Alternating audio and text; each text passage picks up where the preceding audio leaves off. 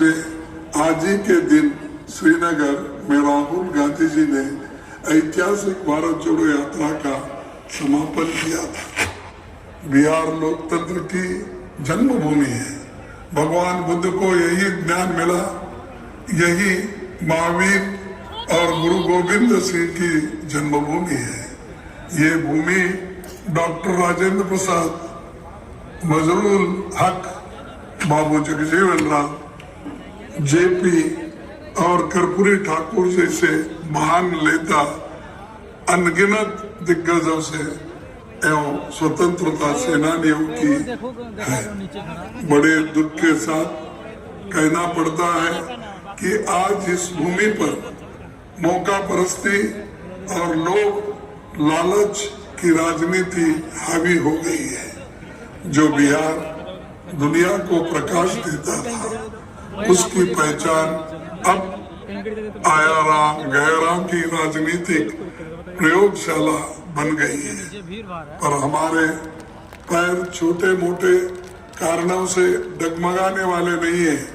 कोई रहे या जाए, हम अपने उसूलों को छोड़ने वाले नहीं है। पर हमारे पैर छोटे मोटे कारणों से डगमगाने वाले नहीं है। कोई रहे या जाए, हम अपने उसूलों को छोड़ने वाले नहीं हैं। हम में महात्मा गांधी, सरदार पटेल, राजेंद्र बाबू, मौलाना आजाद की रूह है। हम इन्हें कायम रखने के लिए आखिरी सांस तक लड़ेंगे। कांग्रेस पार्टी ने किसी को धोखा नहीं दिया, किसी को सम्मान देने में कमी नहीं रखी। महागठबंधन की सरकार ने वर्षों से ठप विकास यात्रा को गति देने के प्रयास किया, तो मोदी और शाह को चुप रह गया, पसंद नहीं आया। उन्होंने बिहार के सम्मान और स्वाभिमान के साथ खिलवाड़ किया। बिहार के विकास के लिए यूपीए सरकार में 2 लाख करोड़ रुपए दिया गया था। इसमें 6 power project, national highway, PM Gram Sadak Yojana के तहत कई बड़े काम हुए। लेकिन मोदी सरकार जी ने बिहार के साथ हमेशा सौतेला व्यवहार किया। जो मदद मिलती थी वो भी बंद हो गई। चुनाव से पहले 1,15,000 करोड़ रुपए देने की घोषणा मोदी जी ने पटना के गांधी मैदान में की, पर वो पैसा कहाँ गया कोई नहीं जानता। बिहार ने 40 में से 39 भाजपा गठबंधन को दिया, लेकिन मोदी जी ने बिहार की जनता को इसके बदलों में कुछ नहीं दिया, बिहार को पीछे ही ढकेला।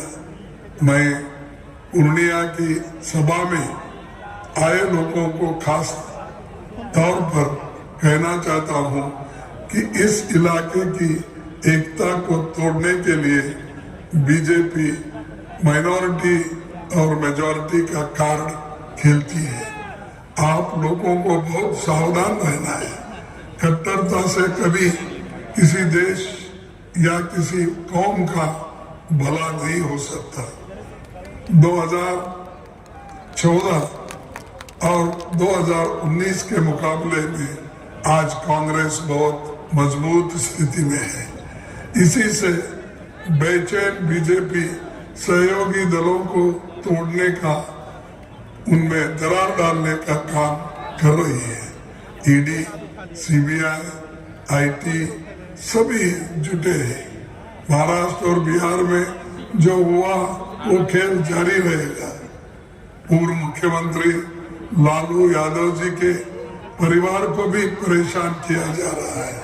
झारखंड के मुख्यमंत्री के ऊपर भी ईडी का दुरुपयोग कर रहे हैं सरकार, और सरकार को अस्थिर करने का खेल खेला जा रहा है। आपसे अपील है कि ऐसा करने वालों का सजा जरूरी देना है।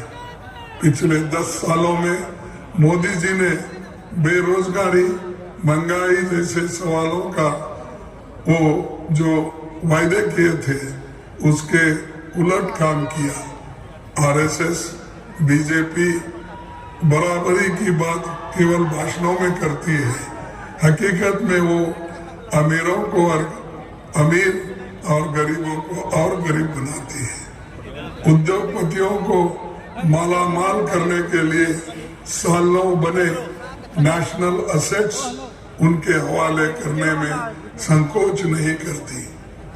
आने वाले चुनाव संविधान और लोकतंत्र बचाने के लिए लड़ी जा रही है और ये चुनाव ऐसा ही होगा। गरीबी, शिक्षा, स्वास्थ्य, रोजगार ये देश के वास्तविक मसले हैं। हम इन्हीं का बात करते हैं और इन्हें ही पूरा करने के लिए लोगों से वोट मांगते हैं।